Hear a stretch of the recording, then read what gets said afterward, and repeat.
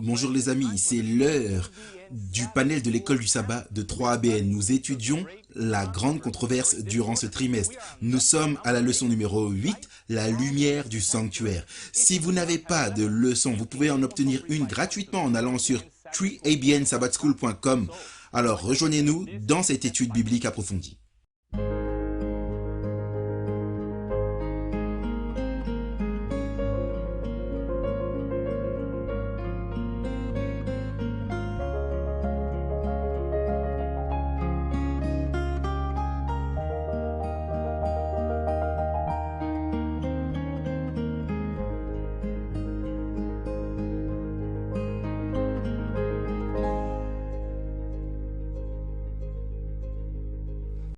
Bonjour et bienvenue au panel de l'école du sabbat de 3ABN. Je m'appelle John Denze et c'est une bénédiction pour moi d'être avec vous pendant cette heure. Et j'ai la chance d'avoir la famille de 3ABN, du moins une partie d'entre eux. Nous voulons vous présenter chacune des personnes qui vont participer à la leçon de cette semaine intitulée La lumière du sanctuaire. La leçon numéro 8 de ce trimestre qui parle de la grande controverse. À ma gauche, la sœur Jill Morricone. Merci, Pasteur Johnny. Lundi, nous regardons dans le lieu très saint. Amen. Nous avons Jason Bradley avec nous. Bienvenue. Merci, Pasteur Denze. Mardi, nous parlons du jugement est arrivé. Excellent. Nous passons maintenant à mercredi, Pasteur John Lemaken. Moi, c'est la bonne nouvelle du lieu très saint. Excellent. Dieu soit loué. Merci. Nous avons également le professeur Daniel Perrine. Moi, j'ai de bonnes nouvelles également. Jeudi, c'est Jésus, notre avocat, dans le jugement. Amen. Merci beaucoup. Nous attendons avec impatience d'entendre chacun d'entre vous et nous devons nous préparer des notes et nous devons étudier et prier et demander à Dieu de nous guider. Nous avons donc préparé des notes et ces notes sont à votre disposition pour vous aider dans votre étude. Donc nous voulons vous encourager à écrire en envoyant un email à découvrirdieu4@gmail.com. Découvrirdieu4@gmail.com. C'est donc découvrirdieu4@gmail.com. Et vous serez mis sur une liste et vous les recevrez chaque semaine. Et beaucoup l'ont déjà fait et nous disent qu'ils sont bénis par les notes. Attention, ce sont des notes. Nous savons ce que ça veut dire, on sait où est-ce qu'on doit aller avec elles. Donc c'est peut-être pas exactement ce que vous recherchez, mais nous savons que certains préparent des notes vraiment très bien organisées et propres, très détaillées, mais certains mettent juste des versets bibliques. Donc nous vous apportons ça avec l'espoir et la prière que ce soit une bénédiction pour vous. Avant de commencer, nous allons aller vers le Seigneur dans la prière et demander à notre frère Jason Bradley, veux-tu bien nous conduire? Ok, prions. Cher Père Céleste, nous te remercions pour l'opportunité que nous avons d'étudier ta parole ensemble. Et Père, nous te demandons simplement la présence de ton Esprit Saint. Guide-nous à travers cette étude. Au nom de Jésus, nous t'en prions. Amen. Amen, merci. Alors je commence avec la partie du sabbat après-midi. J'aimerais vous lire le texte à mémoriser qui se trouve dans Hébreux chapitre 8, versets 1 et 2. Le point capital de ce qui vient d'être dit, c'est que nous avons un tel souverain sacrificateur qui s'est assis à la droite du trône de la majesté divine dans les cieux, comme ministre du sanctuaire et du véritable tabernacle qui a été dressé par le Seigneur et non par un homme. À l'époque de 1844, il y avait de grandes attentes parmi de nombreux chrétiens, des centaines, des milliers en fait. Il y avait des centaines de milliers, certains disent même jusqu'à 1 million de personnes croyaient que Jésus-Christ reviendrait en 1844. L'une des personnes principales mentionnées dans l'histoire, c'est William Miller. Nous avons entendu certaines choses à son sujet concernant la leçon de la semaine dernière et William Miller était le personnage principal que le Seigneur a amené à étudier les lignes temporelles prophétiques de Daniel. Et il est arrivé à la conclusion que le Seigneur reviendrait en 1844. Alors qu'il commençait à partager cela, de plus en plus d'intérêt s'est développé. Et en fait, ici aux États-Unis, on estime que plus de 300 pasteurs et environ 1 millier ou plus de laïcs prêchaient cela partout aux États-Unis. Mais ce n'était pas seulement aux États-Unis, il y avait un mouvement pratiquement dans le monde entier. Le docteur Joseph Wolf est également appelé le missionnaire du monde parce qu'il a beaucoup voyagé en Afrique, en Asie, en Palestine, Syrie, Perse, en Inde, Il a également visité les États-Unis et a été autorisé à utiliser la salle du Congrès pour y organiser une conférence là-bas, en Amérique du Sud. La Kunza, un prêtre espagnol, prêchait également sous le nom de Rabbi Ben Israël. Et il a également écrit un livre intitulé La venue de Jésus en espagnol, mais il a également été traduit en anglais et a été importé en Angleterre et il s'est répandu dans toute l'Europe. Un livre qui était également d'un grand intérêt. Il y avait également un pasteur luthérien nommé Bengel en Allemagne. Il enseignait également que Jésus-Christ allait bientôt revenir. Cela suscitait un grand intérêt et des milliers, des centaines de milliers de personnes se préparaient au retour de Jésus-Christ et à la date du 22 octobre 1844. Beaucoup de gens attendaient. Calculant les temps mentionnés dans Daniel chapitre 8 verset 14, regardant à Daniel chapitre 9, ils étaient dans de grandes attentes. Malheureusement, cela ne s'est pas produit. Il y a eu une erreur de calcul dans l'événement et pas dans le temps. Quelque chose s'est produit le 22 octobre 1844 et vous allez en entendre davantage durant cette étude. Ce fut une grande déception, mais beaucoup de gens ont continué à étudier la Bible et ces gens étaient appelés les millérites. Certains les appelaient également les adventistes. Maintenant, nous sommes adventistes du 7e jour. Et l'église adventiste du 7e jour n'existait pas en 1844.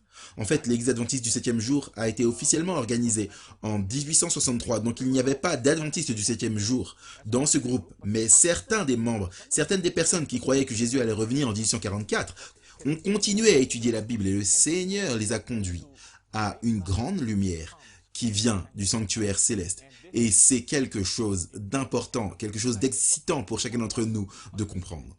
Maintenant, la leçon fait ressortir que la purification du sanctuaire était l'accomplissement de la purification terrestre du sanctuaire, comme enseigné dans le livre de Lévitique. Et pour mieux comprendre cette vérité importante, comparez Daniel chapitre 7 et Daniel chapitre 8, par exemple, vous voyez Babylone mentionné dans Daniel chapitre 7, mais pas vraiment mentionné dans Daniel chapitre 8 maintenant. Les Mèdes et les Perses sont mentionnés au chapitre 7, les Mèdes et les Perses sont mentionnés au chapitre 8. Nous regardons également la Grèce au chapitre 7 et la Grèce au chapitre 8. Nous avons également mentionné Rome comme l'une des puissances qui s'est levée, également mentionnée dans Daniel chapitre 8. Mais le plus important, c'est le jugement présenté dans Daniel chapitre 7, mais qui est mentionné comme la purification du sanctuaire dans Daniel, chapitre 8. Donc, ces parallèles aident à montrer, comme la leçon le fait ressortir, la nature de la purification du sanctuaire, qui est le grand jugement investigatif, le jugement pré-advent. Cette semaine, dans la leçon, nous explorerons les vérités bibliques, vitales du ministère de Christ dans le sanctuaire céleste. Tout le monde doit comprendre cet enseignement important de la parole de Dieu, parce que nous vivons au temps de la fin et nous avons tous besoin de savoir ce que Jésus-Christ fait pour nous dans ce temps de la fin, dans le sanctuaire céleste, dans le lieu très saint. Allons d'abord à Exode chapitre 25. Exode chapitre 25, nous lisons le verset 8 et 9. Nous parlons premièrement du sanctuaire terrestre et il est dit ici dans Exode 25, 8, « Ils me feront un sanctuaire et j'habiterai au milieu d'eux. Vous ferez le tabernacle et tous ses ustensiles d'après le modèle que je vais te montrer. »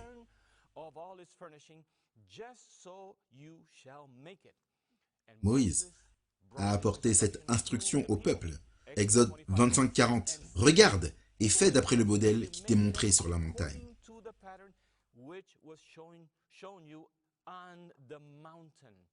Et Moïse l'a apporté au peuple d'Israël et ils l'ont spécifiquement fabriqué selon l'instruction que le Seigneur leur avait donnée. Mais ce n'était qu'une ombre, un symbole du sanctuaire céleste. C'est pourquoi maintenant nous allons à Hébreux chapitre 8 à partir du verset 1. Regardez comment c'est exprimé dans la parole de Dieu. Le point capital de ce qui vient d'être dit, c'est que nous avons un tel souverain sacrificateur qui s'est assis à la droite du trône de la majesté divine dans les cieux. Regardez, un ministre du sanctuaire et du véritable tabernacle qui a été dressé par le Seigneur et non par un homme. Nous parlons du sanctuaire céleste maintenant. Regardez également comment ça continue au verset 3. Tout souverain sacrificateur est établi pour présenter des offrandes et des sacrifices. d'où il est nécessaire que celui-ci ait aussi quelque chose à présenter. S'il était sur la terre, il ne serait pas même un sacrificateur, puisque là sont ceux qui présentent des offrandes selon la loi, lesquels célèbrent un culte, image et ombre des choses célestes, selon que Moïse en fut divinement averti lorsqu'il allait construire le tabernacle. Et regardez comment il cite ici, « Et soin lui fut-il dit de faire tout d'après le modèle qui t'a été montré sur la montagne. » Référence à Exode chapitre 8. Mais maintenant, il a obtenu un ministère d'autant supérieur. Jésus-Christ est le médiateur d'une alliance plus excellente. Qu'il est le médiateur d'une alliance plus excellente, qui a été établie sur de meilleures promesses. Tout cela donc pointait vers Jésus, le tabernacle terrestre, et les services dans le tabernacle pointaient tous vers Jésus-Christ, l'agneau de Dieu qui ôte le péché du monde. Et après son sacrifice, il est devenu notre grand prêtre. Et quand Jésus-Christ devient le grand prêtre, vous n'avez plus besoin d'aucun grand prêtre terrestre, car il met fin au tabernacle terrestre et à ses services quand il meurt sur la croix. Et je vous lis depuis la leçon. Il est dit, lorsque les premiers croyants adventistes se sont penchés sur les Écritures, les mois qui ont suivi 1844, ils ont compris qu'il y avait deux sanctuaires mentionnés dans la Bible, celui construit par Moïse et le grand original dans les cieux. Le terme sanctuaire, tel qu'il est utilisé dans la Bible, fait référence, d'une part, au tabernacle construit par Moïse, en tant que modèle ou type des choses célestes, et d'autre part, au véritable tabernacle dans les cieux vers lequel pointait le sanctuaire terrestre. À la mort de Christ, le culte typique avait perdu son importance. Le véritable tabernacle dans les cieux est le sanctuaire de la nouvelle alliance. Et comme la prophétie de Daniel 8,14 s'accomplit à cette époque, le sanctuaire auquel elle se réfère doit être le sanctuaire de la nouvelle alliance. Nous avons entendu une partie de cela dans la leçon de la semaine dernière et nous allons développer un peu plus durant cette étude. Donc, c'est important que vous puissiez prendre des notes si nécessaire. Prenez des notes, enregistrez, écoutez encore et encore sur le programme de TrueABN+. Vous pouvez écouter encore et encore pour bien comprendre ce qui est dit. Je lis maintenant depuis la leçon. Il est dit, à la fin des 2300 jours, qui équivalent à des années, en 1844, il y avait plusieurs siècles que le sanctuaire terrestre avait disparu. Pourquoi? C'était parce que, en l'an 70, Jérusalem avait été détruite, et le temple également. Donc, je continue à lire. Il s'ensuit que la prédiction 2300 soirs et matins, puis le sanctuaire sera purifié, se rapporte incontestablement au sanctuaire céleste. C'est une citation de la grande controverse écrite par Ellen White, à la page 364. Donc, s'il vous plaît, comprenez que vous pouvez obtenir une copie gratuite de ce livre. Est-ce que c'est juste? Vous pouvez avoir une copie gratuite en appelant ou en écrivant à TrueABN. Vous pouvez obtenir une copie gratuite du livre La Grande Controverse. Ce qu'on appelle une lecture incontournable, car il parle de l'origine du péché, il parle du sanctuaire dans le ciel et de la façon dont Jésus-Christ est notre grand prêtre, mais il vous amène également à l'époque de la fin et comment cette controverse entre le bien et le mal terminera. Donc nous vous encourageons donc à obtenir un exemplaire gratuit en prenant contact avec TrueABN. Amen. Merci, Pasteur Johnny. Quelle leçon et fondation incroyable. Alors que nous regardons le ministère de Christ dans le sanctuaire céleste, tu as tellement raison, en 1844, ce qui s'est passé, c'est que c'était le bon moment, mais ce n'était pas le bon événement. Et une fois qu'ils ont compris le ministère céleste de Christ dans le sanctuaire, quelle différence cela a fait. Je m'appelle Jill Morriconi. Lundi, nous regardons dans le lieu très saint. Et nous avons beaucoup de choses à couvrir, donc nous allons y aller directement. J'ai divisé la leçon en deux sections. La première partie, nous allons examiner le jour des expiations dans l'ancien Israël.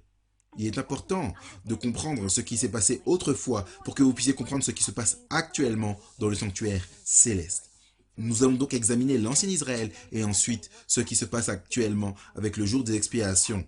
ce jugement investigatif préalable à l'avant dans le sanctuaire céleste, la purification du sanctuaire. Si nous y arrivons, j'aurai 5 points clés à retenir, mais nous verrons si nous avons le temps. Si nous regardons l'ancien Israël, le jour des expiations, il y avait des sacrifices quotidiens, c'était séparé du jour des expiations. Les gens amenaient leurs péchés, amenaient l'agneau parfait ou l'offrande parfaite, confessaient leurs péchés sur la tête de l'animal et l'animal était tué. Le prêtre qui s'occupait de ce type d'offrande, il y avait de nombreux types d'offrandes différents. On ne va pas rentrer là-dedans maintenant, mais si vous lisez Lévitique 1 à 6, vous trouverez 5 types d'offrandes différentes. Beaucoup d'entre elles, les holocaustes ou le sacrifice pour le péché.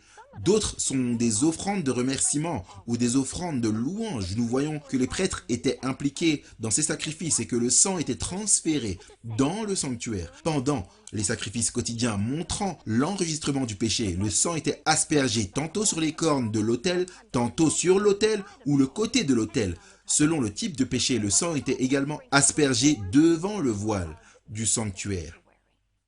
Maintenant, il y avait un moment annuel appelé le jour des expiations. C'était le 10e jour du 7e mois, connu en hébreu sous le nom du Yom Kippour. Ça, c'était une fois par année, la purification, le jour de purification et de jugement. Les péchés du sanctuaire étaient purifiés, étaient éradiqués, ôtés et transférés symboliquement à Satan ou sur la tête du bouc émissaire, et donc ils étaient complètement éradiqués ou ôtés du sanctuaire.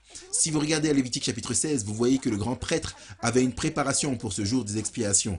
Il devait se laver le corps avec de l'eau, mettre des vêtements saints et purs. Il y avait même un encensoir spécial avec ces charbons ardents qui étaient là pour apporter de l'encens dans le lieu très saint. Parce que cette nuée devait couvrir le propitiatoire et l'arche de Dieu, parce que le grand prêtre entrait dans cet endroit et dans le lieu très saint du sanctuaire. On ne voulait pas qu'il meure. C'était aussi une préparation pour les gens. Ils devaient affliger leur âme. Ils devaient pratiquer l'abnégation et le jeûne. Nous voyons cela dans Lévitique 16, mais vous voyez également cela dans Lévitique 23. J'aimerais lire ce verset. Lévitique 23, nous le reprendrons au verset 27. C'est en fait à mi-chemin du verset. Vous aurez, on parle du jour d'expiation, une sainte convocation. Vous humilierez vos âmes et vous offrirez à l'Éternel des sacrifices consumés par le feu. Vous ne ferez aucun ouvrage ce jour, car c'est le jour des expiations, où doit être faite pour vous l'expiation devant l'Éternel votre Dieu. Si les gens refusaient de faire cette préparation, ils devaient être retranchés. Ils ne feraient plus partie du peuple élu de Dieu. Maintenant, toute cette préparation est importante parce que nous allons parler du jour des expiations dans lequel nous vivons maintenant et du processus de préparation que nous devons suivre en tant que peuple de Dieu dans ces derniers jours. Maintenant, les animaux, ils avaient bien sûr le taureau comme offrande pour le péché, puis ils avaient également les 2 boucs qui étaient présentés et tirés au sort. Un bouc était pour le Seigneur et était offert comme sacrifice d'expiation pour les péchés du peuple. L'autre était le bouc émissaire ou le bouc pour le diable, et nous verrons ce qui lui arrive dans un instant. Le sang était aspergé devant le propitiatoire 7 fois. Le sang était aspergé 7 fois sur les cornes de l'autel d'airain. 7 fois, c'était une représentation symbolique, on pourrait dire, de la purification, l'éradication complète du péché du sanctuaire. Puis, le bouc émissaire, le grand prêtre, confessait les péchés de tout Israël sur la tête du bouc émissaire et il l'envoyait dans le désert pour supporter les iniquités d'Israël. Cela représente Satan, portant la responsabilité ultime pour le problème du péché. Donc quel était l'objectif du jour des expiations dans l'ancien Israël? C'était de faire l'expiation pour lui-même, c'est-à-dire le grand prêtre, sa maison et toute l'assemblée d'Israël. Numéro 2, c'était de faire l'expiation pour l'autel, le lieu très saint et le sanctuaire. En d'autres termes, c'était pour enlever les péchés qui avaient été symboliquement transférés au sanctuaire. Il s'agissait de procéder à une éradication complète et définitive du péché. Et finalement, de transférer le péché à là d'où il venait légitimement, c'est-à-dire à Satan, de sorte qu'en fin de compte, Dieu avait un peuple pur et saint. Dieu avait un sanctuaire pur et saint, et le péché avait été placé là d'où il venait. Donc quand nous regardons maintenant, à partir de 1844, Jésus entrant dans ce ministère sacerdotal du grand prêtre dans le lieu très saint, nous regardons la purification du sanctuaire qui a lieu en ce moment. Nous allons dans Hébreux 9. Et j'espère qu'on va arriver à nos points clés ici alors qu'on regarde à la purification du sanctuaire céleste. Ce jugement investigatif qui a lieu en ce moment. Et qu'est-ce qui doit se passer? Dieu veut, à la fin de tout cela, un peuple pur et saint. Il veut un sanctuaire pur et saint. Et finalement, à la toute fin, le péché sera placé là d'où il vient légitimement, c'est-à-dire sur Satan. Hébreux 9, 22. Et presque tout d'après la loi est purifié avec du sang. Et sans effusion de sang, il n'y a pas de pardon. Le point numéro 1. Le sang de Christ apporte le pardon des péchés. Nous le savons, comme le pasteur Johnny a fait référence, que le sanctuaire terrestre, c'était des symboles, n'est-ce pas? Le sang des agneaux, des taureaux, des boucs. C'était un symbole de Jésus, l'agneau de Dieu, qui ôte le péché du monde. Le pardon ne vient pas grâce à vous et moi qui essayons plus fort ou serrons les dents ou faisant quelque chose de légaliste, Jason. Le pardon vient par le sang de Jésus. Continuons, Hébreux 9, 23. Il était donc nécessaire, puisque les images des choses qui sont dans les cieux devaient être purifiées de cette manière, que les choses célestes elles-mêmes le fussent par des sacrifices plus excellents que cela. Maintenant, c'est très intéressant ici ce passage. Le point numéro 2, seul Christ apporte la purification ultime. Maintenant, qu'est-ce que je veux dire par là? Nous parlons ici de la deuxième fonction de l'œuvre céleste de Christ. La première fonction est la libération, Pasteur John, de la pénalité du péché, c'est le pardon pour le péché. La deuxième fonction, c'est la libération de la puissance du péché. Ça, c'est ce qui se passe en ce moment. L'œuvre d'intercession de Christ, il veut éradiquer le péché de ma vie. Il veut éradiquer le péché de ta vie.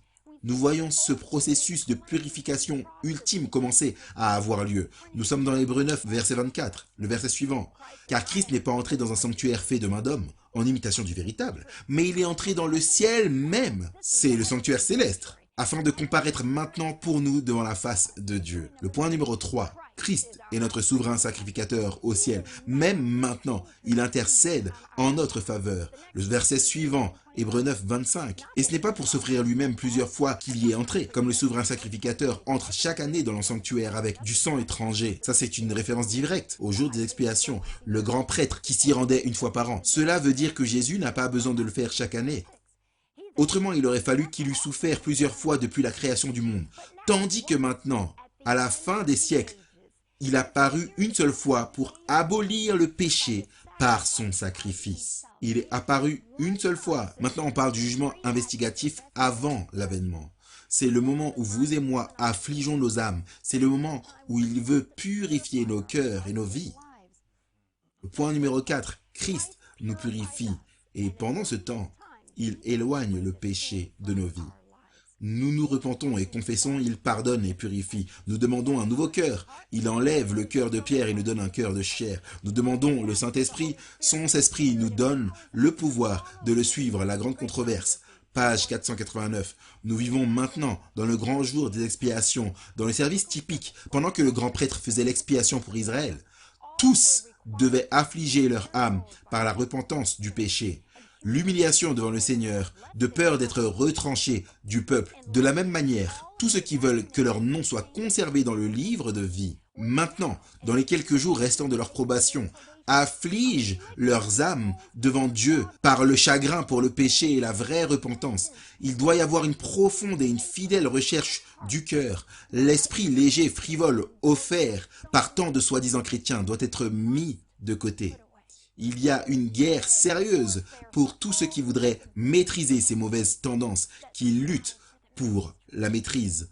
Enfin, notre dernier point à retenir, nous terminons dans Hébreux 9, 28. Christ a été offert une fois pour porter les péchés de beaucoup. Pour ceux qui l'attendent avec impatience, il apparaîtra une seconde fois, séparé du péché pour le salut. Numéro 5.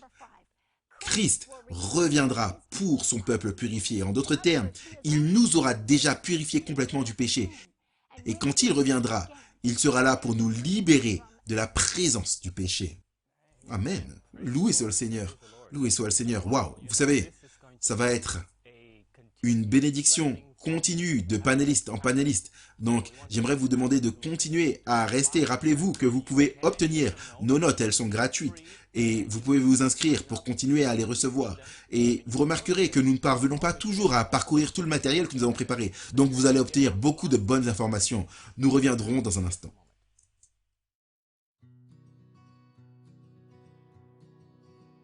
Est-ce que vous avez déjà souhaité étudier plus en profondeur avec les membres du panel de l'école du sabbat de 3ABN? Eh bien, maintenant, vous le pouvez. Envoyez simplement une demande par email à découvrirdieu4@gmail.com et nous vous enverrons les notes des panélistes de l'école du sabbat chaque semaine pour approfondir votre étude de la parole de Dieu. L'adresse, c'est découvrirdieu4@gmail.com. Nous serons ravis de vous envoyer leurs notes telles qu'ils les ont préparées. Merci de regarder et de faire partie de la grande famille de l'école du sabbat de 3ABN. À nouveau, bienvenue au panel de l'école du sabbat de 3ABN. De grandes bénédictions sont toujours en réserve et nous continuons avec le frère Jason Bradley. Amen, merci. Le frère Denzey et Jill, tu prêchais il y a une minute. Je pensais qu'on allait commencer à faire circuler le panier pour les offrandes. Je m'appelle Jason Bradley et j'ai la leçon de mardi qui s'intitule « Le jugement est arrivé ». Ça s'est produit il y a environ 16 ans.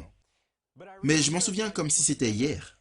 C'était l'un des jours les plus terrifiant de ma vie, le jour du jugement.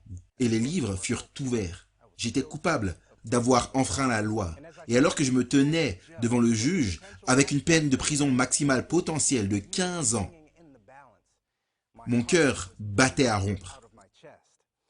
Mes accusations ou transgressions ont été dénoncées après un examen minutieux par le juge. Dans des affaires judiciaires comme la mienne, le juge prend en compte les antécédents criminels lorsqu'il décide du sort de l'accusé. J'avais mon père à mes côtés et j'avais mon avocat à l'autre côté, ou mon défenseur qui était à mes côtés également. À gauche était mon accusateur, connu sous le nom du procureur qui représentait l'État. J'avais accepté de plaider coupable et j'ai pris 2 ans de probation au lieu d'aller en procès et potentiellement en prison.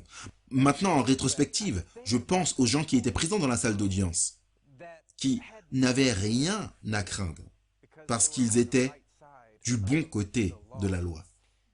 Quel est le but que je vous raconte tout cela?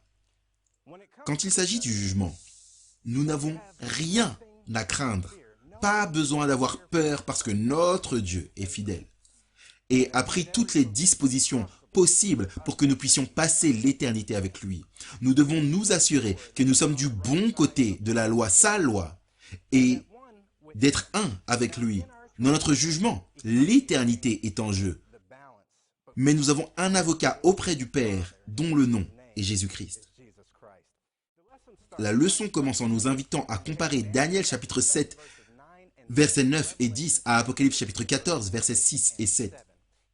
Quelle est la similitude entre ces deux passages? Regardons cela. Daniel chapitre 7, versets 9 et 10. Je regardais pendant que l'on plaçait des trônes, et l'ancien des jours s'assit. Son vêtement était blanc comme la neige, et les cheveux de sa tête étaient comme de la laine pure. Son trône était comme des flammes de feu, et les roues comme un feu ardent. Un fleuve de feu coulait et sortait de devant lui. 1000 milliers le servaient, et 10 000 millions se tenaient en sa présence. Les juges s'assirent, et les livres furent ouverts. Maintenant, regardons à Apocalypse, chapitre 14, versets 6 et 7. C'était une scène tellement majestueuse. Je vis un autre ange qui volait par le milieu du ciel, ayant un évangile éternel pour l'annoncer aux habitants de la terre, à toute nation, à toute tribu, langue et peuple. Il disait d'une voix forte, « Craignez Dieu et donnez-lui gloire, car l'heure de son jugement est venue. Et adorez celui qui a fait le ciel et la terre, la mer et les sources d'eau. » Maintenant, 4 similitudes ressortent de tout cela. Premièrement, les 2 passages décrivent des scènes de jugement divin. Deuxièmement, les 2 passages mettent l'accent sur la gloire et la majesté de Dieu.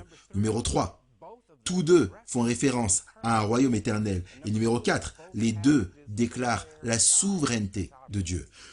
Vous savez, une chose qui est sûre, c'est que nous ne pouvons pas échapper au jugement. De tout temps, Dieu a eu un message de jugement pour le monde. Et je pense à Noé, à l'Arche, Sodome et Gomorrhe, Jonas et les Ninivites. Et la liste continue. Mais par quel standard sommes-nous mis à l'épreuve? La grande controverse, à la page 482. La loi de Dieu est la norme par laquelle les caractères et les vies des hommes seront testés dans le jugement. Le sage dit, crains Dieu et garde ses commandements, car c'est là tout le devoir de l'homme. Maintenant, j'aimerais m'arrêter là très rapidement et dire simplement que les commandements n'ont pas été abolis. Vous avez entendu cela, car Dieu amènera toute œuvre en jugement. Ça, c'est Ecclésiaste chapitre 12, versets 13 et 14. L'apôtre Jacques exhorte ses frères. Parlez et agissez comme devant être jugés par une loi de liberté. Jacques chapitre 2, verset 12. Parlons des livres d'archives avant d'aller trop loin dans notre étude. Le livre de vie contient les noms de tous ceux qui sont déjà entrés au service de Dieu. Et nous avons maintenant un livre de souvenirs. Eh bien, ça c'est écrit devant Dieu. Maintenant, dedans sont écrites les bonnes actions de ceux qui craignent le Seigneur et qui pensent à son nom. On trouve cela dans Malachie chapitre 3, 16. Leurs paroles de foi, leurs actes d'amour sont enregistrés dans le ciel. Néhémie fait référence à cela quand il dit « Souviens-toi de moi, ô mon Dieu, et n'efface pas mes bonnes actions que j'ai faites pour la maison de mon Dieu. » C'est dans Néhémie, chapitre 13, verset 14. Dans le livre du souvenir de Dieu, chaque action de justice est immortalisée. Ça, c'est magnifique. Là, chaque tentation à laquelle il a été résisté, chaque mal qui a été surmonté, chaque parole de tendre pitié exprimée est fidèlement notée. Et chaque acte de sacrifice et chaque souffrance, chaque chagrin enduré pour l'amour de Christ est noté. Nous dit le psalmiste, « Tu notes mes pérégrinations et mets mes larmes dans ton outre. » Ne sont-elles pas dans ton livre? Psaume chapitre 56, verset 8. Le jugement investigatif a lieu avant la seconde venue de Christ, comme nous le savons. L'épreuve doit être soigneusement examinée avant qu'une sentence de jugement ne soit prononcée. Après tout, nous servons un Dieu juste.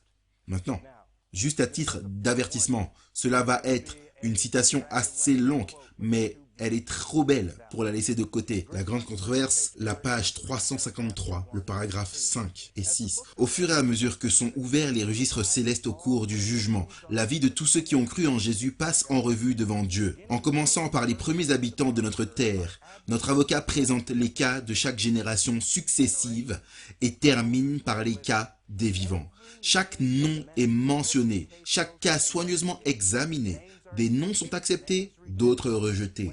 Le nom de ceux dont les péchés sont restés inscrits sur les registres célestes, sans repentance et sans pardon, sera effacé du livre de vie, et les bonnes œuvres qu'ils ont faites seront effacées du livre d'évocation ou souvenir. Voici la partie magnifique. Mais tous ceux qui se sont vraiment repentis de leurs péchés et qui, par la foi, se sont réclamés du sang de Christ, leur sacrifice expiatoire, le mot pardon a été inscrit devant leur nom dans les registres célestes, comme ils sont devenus participants de la justice du Christ, et leur caractère a été trouvé en harmonie avec la loi de Dieu. Leurs transgressions seront effacées, et ils seront jugés dignes de la vie éternelle. Le Seigneur a déclaré par le prophète Ésaïe, « C'est moi, moi seul, qui de moi-même efface tes transgressions. Je ne me souviendrai plus de tes péchés. » Ésaïe, chapitre 43, verset 25. Jésus a dit, « Le vainqueur sera habillé de vêtements blancs. Je n'effacerai jamais son nom du livre de vie. Je reconnaîtrai son nom devant mon Père et devant ses anges. Quiconque se reconnaîtra en moi devant les gens, je me reconnaîtrai moi aussi en lui devant mon Père qui est dans les cieux. Mais si quelqu'un me renie devant les gens, je le renierai moi aussi devant mon Père qui est dans les cieux. » Apocalypse chapitre 3, verset 5 et Matthieu 10, versets 32 et 33. Vous savez, il va y arriver un moment où il sera trop tard pour prendre une décision pour Christ. Apocalypse 22, versets 10 à 12. Et il me dit, ne scelle point les paroles de la prophétie de ce livre, car le temps est proche. Que celui qui est injuste soit encore injuste, que celui qui est souillé se souille encore, et que le juste pratique encore la justice, et que celui qui est saint se sanctifie encore. Et voici, je viens bientôt et ma rétribution est avec moi pour rendre à chacun selon son œuvre. Vous savez, au début de cette leçon, j'ai partagé un peu de mon jugement terrestre et ce que j'ai vécu là-bas. Mais il y a quelque chose que j'aimerais que vous sachiez. C'est que mon dossier a été effacé. Mon dossier a été nettoyé. Et c'est ce que Dieu veut pour chacun d'entre nous. Il veut effacer nos transgressions. Prenons sa justice, car notre justice n'est composée que de haillons sales. Amen. Merci Jason, merci d'avoir été transparent comme tu l'as été dans cette application ouvrant le livre de ta vie pour nous aider à voir la beauté de Christ. Ma leçon s'intitule La bonne nouvelle du lieu très saint. La bonne nouvelle du lieu très saint. Commençons par passer en revue certaines des écritures que Jill a mentionnées. Commençons avec d'où est-ce que vient le sanctuaire. Exode chapitre 25 versets 8 et 9. J'appelle cela le modèle. Le modèle. Ils me feront un sanctuaire et j'habiterai au milieu d'eux. Vous ferez le tabernacle et tous ses ustensiles d'après le modèle que je vais te montrer. C'est le modèle du tabernacle et le modèle de tous ses ustensiles. Et ce modèle était au ciel, symboliquement montré à Moïse sur la façon de le construire. Mais quel était le but? Le but du sanctuaire. Psaume 77 verset 13. Ta voix, ô Dieu, est dans ton sanctuaire. Ta voix, ô Dieu, est dans le sanctuaire. Qui est un grand Dieu comme notre Dieu? Donc, le but du sanctuaire était de montrer aux gens le chemin. Vous vous souvenez? Le chemin, car plus tard, je vous répéterai ceci. Jésus a dit, je suis le chemin, la vérité et la vie. Mais cette parabole, tous ces meubles devaient nous enseigner. La cour extérieure, la cour intérieure, en passant par le saint et le très saint, tous ces aspects étaient des symboles et des signes et des buts pour nous enseigner le ministère de Christ lorsqu'il devrait venir. Et la Bible nous dit dans Hébreux 9, elle parle de ce qui le constituait. Hébreux 9, 1. La première alliance avait aussi des ordonnances relatives au culte et au sanctuaire terrestre. Mais le terrestre n'était pas premier, car il a été fait selon le modèle du céleste. Gardez cela à l'esprit, mais combien de temps est-ce que c'était censé durer? Maintenant parlons de la durée du sanctuaire terrestre. Hébreux 9, versets 9 et 10. C'était une figure pour le temps actuel où l'on présente des offrandes et des sacrifices, et regardez ça, qui ne peuvent rendre parfait sous le rapport de la conscience. Parce que la personne se souvient toujours de ce dont elle a fait, c'est toujours dans son esprit. Le verset 10 dit, regardez ce qui est inclus. C'est la clé. Parce que beaucoup de gens pensent que la loi de Dieu, les 10 commandements, ont été supprimés. Tout cela parce qu'ils ne comprennent pas le message du sanctuaire. Verset 10 d'Hébreux 9. Et qui, avec les aliments, les boissons et les diverses ablutions, étaient des ordonnances charnelles imposées seulement, regardez cela, jusqu'à une époque de réformation. Il y a eu donc une durée, un délai pendant lequel cela allait durer, jusqu'à, regardez ça dans Hébreux 10, verset 1, parlant des déficiences. Pourquoi est-ce qu'il y avait un délai? Parce qu'il était déficient à certains égards. Et nous verrons pourquoi il était déficient. Maintenant, Dieu n'a pas donné à Moïse un système déficient à suivre, mais il y avait quelque chose qui le rendait déficient. Regardons ce que dit la Bible, Hébreux 10, verset 1.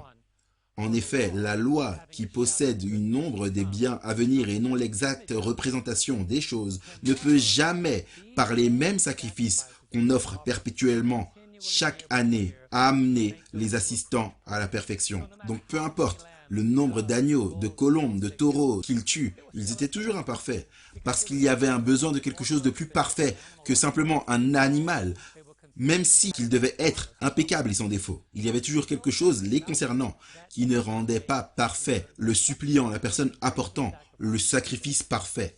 Et donc, voilà pourquoi la Bible dit, pourquoi donc cela a-t-il été donné? Quel était le but? Eh bien, l'apôtre Paul dit aux Galates, il rappelle aux Juifs dans le Nouveau Testament qui voulaient continuer ces sacrifices qu'il n'était pas obligé de continuer. Regardez ce qu'il dit dans Galates chapitre 3, verset 19. Regardez cela. Pourquoi donc la loi? Pourquoi Dieu l'a-t-il donnée? Parce qu'ils étaient accros à cela. Ils manquaient Jésus, mais ils étaient continuellement accrochés au système cérémoniel. Il le dit très clairement. Pourquoi donc la loi? Et regardez comment il répond. Elle a été donnée ensuite à cause de la transgression, jusqu'à ce que vint la postérité. Regardez une nouvelle fois la durée indiquée. Postérité avec un P majuscule, elle ne durait que jusqu'à ce que Christ vienne. À qui la promesse avait été faite? Elle a été promulguée par des anges au moyen d'un médiateur. C'était qui ce médiateur? Regardez le mot médiateur ici est en minuscule. Le mot médiateur est en minuscule. Ce n'est pas un M majuscule signifiant Christ le médiateur. Il y avait quelqu'un qui communiquait cela aux enfants d'Israël. Alors maintenant, allons dans 1 Roi chapitre 2 et 3 et trouvons qui c'est. Observe les commandements de l'Éternel ton Dieu, en marchant dans ses voies, en gardant ses lois, ses ordonnances, ses jugements et ses préceptes, selon ce qui est écrit dans la loi de Moïse, afin que tu réussisses dans tout ce que tu feras et partout où tu te tourneras. Moïse était ce médiateur terrestre. Moïse était... Il l'a écrit dans un livre. Les 10 commandements ont été écrits sur 2 tablettes de pierre. Dans Deutéronome 5, 22, parlant des 10 commandements, la Bible dit, quand il a fini d'écrire, il n'ajouta rien de plus. Certaines traductions disent, plus rien, 10 commandements. Pas 600 lois et quelques qui faisaient partie du système cérémoniel, auquel nous faisons référence maintenant, alors que nous parlons du sanctuaire céleste. Donc Moïse était ce médiateur terrestre. Il a parlé aux enfants d'Israël. Il leur a dit, voici ce que Dieu veut que vous puissiez faire. Mais ils sont devenus accros au symbole et ils ont raté le Christ. Eh bien, quelle force y avait-il là-dedans? Hébreux 9, verset 22. Regardons la force de la loi. La Bible dit, selon la loi, presque toutes les choses ont été purgées avec du sang et sans effusion de sang, il n'y a pas de rémission. Pourquoi? Le salaire du péché, c'est la mort. Le sang que les animaux versaient, comme Gilles l'a souligné, était aspergé dans diverses parties du sanctuaire. C'était symbolique du sang que Jésus verserait. C'est pourquoi quand nous regardons sa faiblesse, son inefficacité, la durée, la faiblesse même de la personne qui en a été le médiateur, il est dit que ces choses n'avaient pas assez de force et qu'elles étaient justes pour une certaine période de temps. Voilà pourquoi voilà pourquoi Paul parle à ceux qui sont à Colosse et dit ces paroles dans Colossiens chapitre 2 versets 14 à 16. Il dit, il a effacé l'écriture manuscrite. C'est l'écriture de qui? L'écriture de Moïse, qui nous condamnait et qui subsistait contre nous. Et il l'a détruit en la clouant à la croix. Il a dépouillé les dominations, les autorités, et il les a livrées publiquement en spectacle. Comment? Par la croix. En triomphant d'elle, par la croix. Que personne donc ne vous juge au sujet du manger ou du boire, ou au sujet d'une fête, d'une nouvelle lune ou des sabbats. Les gens voient ce mot sabbat et ils disent, eh bien c'est les 10 commandements qui sont abolis. Eh bien non. Allez dans Lévitique chapitre 23 et vous verrez tous les sabbats cérémoniaux qui étaient répertoriés là. Le sabbat du 8e jour, le sabbat du 1er jour, le sabbat du 7e mois, le sabbat de la 7e semaine, la fête des expiations, la fête des tabernacles. Tous ces différents sabbats. Pas le sabbat hebdomadaire à la fin de la semaine de la création. Donc ne mélangez pas tout parce que l'un faisait partie de la loi et n'avait aucune force, basée sur l'inefficacité du sang de l'agneau. Mais cela ne s'arrête pas là. Regardez à quel point c'était inefficace. Hébreux chapitre 10, verset 4. Car il n'est pas possible que le sang des taureaux et des boucs puisse ôter le péché. C'est pourquoi le Seigneur a dit qu'il s'en est débarrassé en le clouant à la croix. Mais par quoi est-ce que ça a été remplacé? Préparons-nous maintenant. Hébreux, chapitre 9, versets 11 à 15. Mais Christ est venu comme souverain sacrificateur des biens à venir. Regardez, dans Colossiens, il est dit ces choses n'étaient pas bonnes. Mais quand Jésus a versé son sang, il a fait de bonnes choses venir, avec un tabernacle plus grand et plus parfait, non pas fait de main d'homme, qui n'est pas de cette création, non pas avec le sang des boucs et des veaux, mais avec son propre sang. Il est entré dans le lieu très saint une fois pour toutes, ayant obtenu une rédemption éternelle. Regardez, si on revient à Colossiens, car si le sang des taureaux et des boucs et la cendre d'une vache répandue sur ceux qui sont souillés sanctifie et procure la pureté de la chair, combien plus, parlant de la bonne nouvelle du sanctuaire, combien plus le sang de Christ, qui par un esprit éternel s'est offert lui-même sans tache à Dieu. purifiera-t-il votre conscience des œuvres mortes, afin que vous serviez le Dieu vivant? Et c'est pour cela qu'il est le médiateur d'une nouvelle alliance, afin que, la mort étant intervenue pour le rachat des transgressions commises sous la première alliance, ceux qui ont été appelés reçoivent l'héritage éternel qui leur a été promis. Maintenant, comprenez cela. C'est puissant. J'aimerais que vous puissiez ne pas rater cela.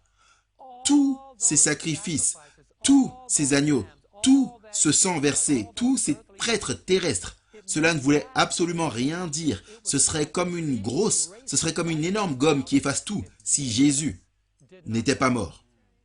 Aucune de ces choses n'aurait pu nous rendre éternels. Aucune des choses n'aurait pu enlever nos péchés. Voilà pourquoi il est dit, afin que par la mort, étant intervenu pour le rachat des transgressions commises sous la première alliance. Donc Christ, dans Hébreux 4, 14,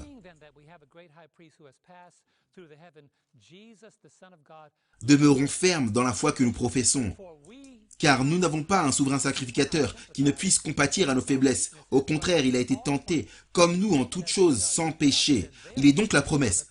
Approchons-nous donc avec assurance du trône de la grâce, afin d'obtenir miséricorde et trouver grâce pour être secourus dans nos besoins. C'est la bonne nouvelle du sanctuaire. Amen. Amen. Merci, pasteur Lomakeng. En écoutant chacun d'entre vous, j'ai le sentiment distinct que le sanctuaire est plein de bonnes nouvelles. Il n'est pas caché dans un coin, non, il est central à la parole de Dieu. Moi, c'est Daniel Perrine et j'ai jeudi Jésus, notre avocat, dans le jugement. Est-ce que ça ressemble à une bonne nouvelle également? J'aimerais partager avec vous quelque chose auquel vous n'avez pas pensé auparavant. Si vous lisez le livre La Grande Controverse et vous voulez en savoir plus sur le sanctuaire, il y a 3 chapitres que vous allez consulter. Le chapitre 23 s'appelle « Qu'est-ce que le sanctuaire ?» Il y a 38 références bibliques dans ce chapitre. Le chapitre 24, dans le Saint des Saints, il y a 27 références bibliques dans ce chapitre. Le chapitre 28, devant le juge de toute la terre, il y a 49 références bibliques dans ce chapitre. Ces 3 chapitres combinés, il y a 114 références bibliques. Et ce n'est qu'une courte étude biblique à travers le sanctuaire céleste. Donc si vous consultez ces 3 chapitres qui sont couverts dans cette leçon, vous obtiendrez une image générale qui vous présentera ce grand sujet. Maintenant, Jésus a dit à ses disciples, et il nous le dit également, « Suivez-moi ». Jusqu'à où? Jusqu'à où sommes-nous censés le suivre? Dans certains de ses pas ou dans la totalité de ses pas? Nous le suivrons à travers son baptême, la dépendance à la puissance de son Père, la confiance implicite dans le Saint-Esprit à travers sa prédication et sa guérison, puis à travers Gethsémané, puis son épreuve, puis le calvaire, puis la résurrection et son ascension et son intronisation là au ciel. Mais ce n'est pas là où les pas de Jésus s'arrêtent. Il dit « Suivez-moi jusqu'au bout ». Et c'est donc ce que nous avons regardé jusqu'à présent cette semaine. Jésus entre dans le sanctuaire céleste. Nous pouvons l'imaginer à travers les symboles du sanctuaire, du sang comme Gilles l'a décrit, en allant pas à pas de l'autel au lieu saint, de l'autel d'encens répandu devant le voile et finalement au lieu très saint, la présence même de Dieu. Et nous sommes invités à suivre Jésus qui va devant nous dans la présence même de Dieu. Je ne peux pas faire cela par moi-même, je suis pécheur, j'ai besoin d'aide. La Grande Controverse, à la page 489, une citation différente de la même page que celle de Gilles, l'intercession de Christ en faveur de l'homme dans le sanctuaire céleste est aussi essentielle au plan du salut que l'était sa mort sur la croix. Waouh! Par sa mort, il a commencé cette œuvre qui, après sa résurrection, est montée pour l'achever au ciel. Alors soyons clairs sur ce point, la mort de Jésus sur la croix était complètement efficace à 100% pour nous racheter du péché. Mais au ciel, Jésus exerce toute la puissance de la croix. Alors qu'est-ce qu'il fait dans le sanctuaire céleste? 1 Jean 2, verset 1 nous donne une image de ce qui se passe dans le sanctuaire. Mes petits enfants, je vous écris ces choses afin que vous ne péchiez point. Et si quelqu'un a péché, nous avons un avocat auprès du Père, Jésus-Christ, le juste. C'est quoi un avocat? Vous entendez parler d'un défenseur patient, un avocat pour vos droits en tant qu'enseignant. Vous pouvez avoir un avocat universitaire si vous devez aller devant le conseil d'administration pour une question disciplinaire, avoir un membre du corps professionnel juste à vos côtés. Un avocat plaide la cause au nom d'une autre personne. J'ai besoin d'un avocat. Je me suis éloigné de Jésus. Comme Pierre, j'ai renié Jésus. J'ai été comme Judas. J'ai chéri des péchés. J'ai besoin d'un avocat. Je me sens comme David alors qu'il se tenait devant le prophète dans 2 Samuel 24, où il est dit que je tombe entre les mains de l'Éternel et non pas entre les mains des hommes. Il y a une bonne nouvelle dans Hébreux 9, 24. Écoutez cela. Quand Jésus entre dans le lieu très saint au ciel, car Christ n'est pas entré dans un sanctuaire fait de main d'homme, en imitation du véritable, mais il est entré dans le ciel même afin de comparaître maintenant pour nous devant la face de Dieu. Amen. Comment est-ce que Jésus est le défenseur? Est-ce qu'il se dispute avec le Père là-haut? Non, je veux les sortir. Non, ils ont défié ma loi. Non, s'il te plaît, ne fais pas ça. Non, ce n'est pas comme ça que ça se passe. Jean 16, 26 et 27, Jésus dit, « En ce jour-là, vous demanderez en mon nom, et je ne dis pas que je prierai le Père pour vous, car le Père lui-même vous aime. » Jésus, le Fils et le Père, unis avec un même but, complètement unis. Donc, qui est de notre côté? Qui est notre avocat? Jésus, uni avec le Père, tous deux, à nos côtés. Vous n'avez pas un seul adversaire au ciel. L'adversaire a été expulsé, il a été chassé du ciel. Tout le monde au ciel est de votre côté. Et ils ont dépensé tout ce qu'ils pouvaient au ciel. Ils ont vidé le compte, ils ont tout vidé pour payer pour vous, en votre nom. Ce n'est pas seulement que Jésus prend notre côté, comme un défenseur, un avocat qui prend la défense d'un accusé pour trouver des échappatoires s'il le peut, que vous soyez coupable ou non. Non, Jésus et le Père sont à nos côtés. Écoutez cette scène du jugement dont Jason a parlé dans Daniel chapitre 7. La scène du jugement, le verset 13, il est dit « Voici quelqu'un semblable à un fils d'homme. Il s'avança avec les nuées du ciel, il est venu vers l'ancien des jours. » Le Fils de l'homme, il est comme nous, mais il est infiniment meilleur. Mais j'ai quelqu'un de mon côté qui connaît mes faiblesses, qui a vécu ce que j'ai vécu. Ce n'est pas quelqu'un qui ne peut pas sympathiser. Hébreux 4,15 dit que nous n'avons pas un souverain sacrificateur qui ne compatit pas avec nos faiblesses. Non, il a été tenté en tout point comme nous le sommes, cependant sans péché. Personne ne peut dire « tu ne sais pas ce que c'est, tu ne sais pas ce par quoi je passe ». Moi, en tant que mari, alors que ma femme donne naissance à nos enfants, je pourrais dire « chérie, je sais comment tu te sens ». Non. Une autre mère pourrait éventuellement le dire. Je manque l'expérience. Mais Jésus a traversé tout ce que nous avons vécu. Laissez-moi vous donner une autre image de Jésus comme notre avocat. Galates chapitre 1, versets 3 et 4 parle de Jésus qui s'est donné lui-même pour nos péchés. Il a payé un prix si élevé pour vous. Pourquoi voudrait-il vous abandonner maintenant? J'ai tout payé pour eux. Je ne vais pas arrêter. J'aime cette déclaration dans Our Father Cares. Après s'être engagé dans l'œuvre incroyable de rédemption, le Christ est déterminé dans le conseil avec son Père de ne rien épargner, peu importe le prix, ne rien épargner, peu importe à quel point c'est estimé, qui pourrait sauver le pauvre pécheur. Il donnerait tout le ciel pour cette œuvre de salut, consistant à restaurer l'image morale de Dieu dans l'homme. C'est pourquoi nous comprenons ce que cela signifie dans Hébreux 7, versets 25 et 26, qu'il vit toujours pour intercéder pour nous. Il est de notre côté, il ne nous abandonne pas. Ce n'est pas fini, il y a encore plus de bonnes nouvelles. Notre avocat est aussi notre juge. Jean 5, verset 22, car le Père ne juge personne, mais il a confié tout jugement au Fils. Et il y a encore plus. Le plan du salut n'est pas un plan partiel, c'est un plan complet. Dieu n'a pas fait sortir le peuple d'Égypte pour le laisser mourir là, dans la mer Rouge. Il l'a soutenu à travers la mer Rouge et il a éliminé ceux qui les pourchassaient. Ça, c'est un avocat qui est de leur côté. Je n'ai pas seulement besoin d'être pardonné des péchés passés, j'ai besoin de recevoir la puissance de vaincre le péché maintenant. Voilà pourquoi Paul dit dans 2 Corinthiens 12, verset 9, « Il m'a dit, ma grâce te suffit, car ma force est rendue parfaite dans la faiblesse. » Pourquoi est-ce qu'elle est suffisante? Parce qu'il a déversé toute la puissance du ciel. C'est la grâce. La grâce, c'est pas seulement le pardon pour les choses passées, c'est la puissance du présent contre le péché. Jean 15, verset 5.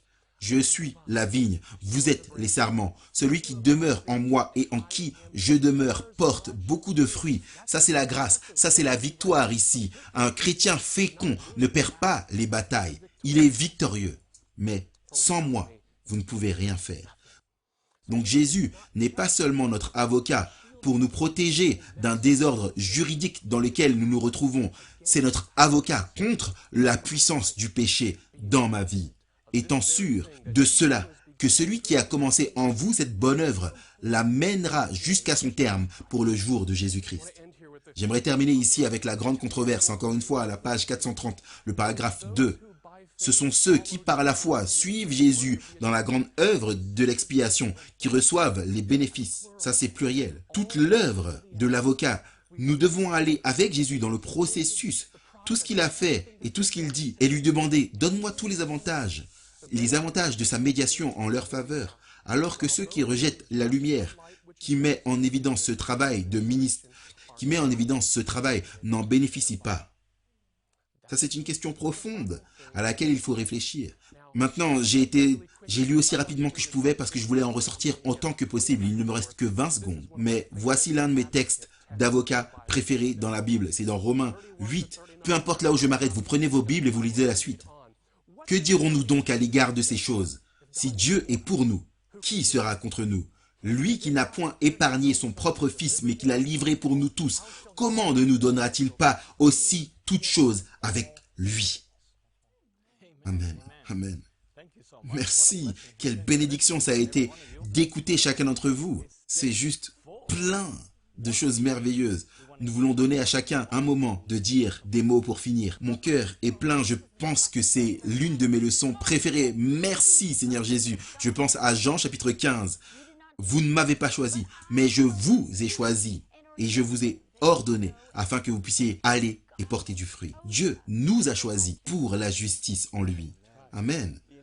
Vous savez, la question qui nous vient à l'esprit, c'est qu'est-ce que nous voulons de plus? Jésus était volontaire pour aller dans le couloir de la mort. Il était notre avocat. Il est tout et il nous aime et il désire passer l'éternité avec nous. Qu'est-ce que nous voulons de plus? C'est vrai. Et Pierre l'apôtre le dit si clairement et donne cette image merveilleuse. J'étais sur le point de me lever et de crier. Ça, c'est la leçon la plus puissante. J'aimerais dire, quand vous prenez la bonne nouvelle du sanctuaire, pensez une seconde ici. Quelle meilleure nouvelle pouvez-vous obtenir de cela? C'est juste une question de louange. Il s'agit de louer le Seigneur pour tout ce qu'il a fait pour nous en ce moment. 1 Pierre 1, verset 18 dit « Sachant que ce n'est pas par des choses périssables, par de l'argent, par de l'or, que vous avez été rachetés de votre vaine manière de vivre, que vous avez hérité de vos pères, mais par le sang précieux de Christ, comme d'un agneau sans défaut et sans tache. » Ça, c'est la bonne nouvelle du sanctuaire. Amen. Quand l'ennemi vient et vous dit que vous n'êtes pas digne, regarde ce que tu as fait. Je ne suis pas digne. J'ai fait cela, mais j'ai un avocat, j'ai un sauveur, et il me donne la justice de Christ. Dites-lui cela. Merci. Ça a été une telle bénédiction et j'espère que vous avez été bénis. Rappelez-vous, vous pouvez avoir les notes gratuitement en écrivant à découvrirdieu4@gmail.com.